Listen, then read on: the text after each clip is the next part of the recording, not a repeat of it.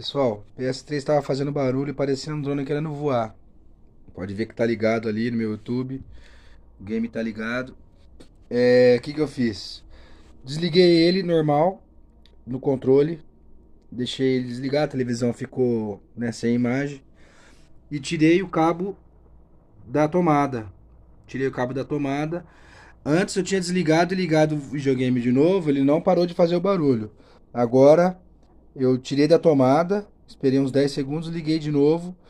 E o barulho parou. A ventoinha parou de disparar. E eu tô assistindo aqui agora. Que teve o No seu meu destino canal aqui, tá interrompido tudo de uma tranquilo. forma que ninguém na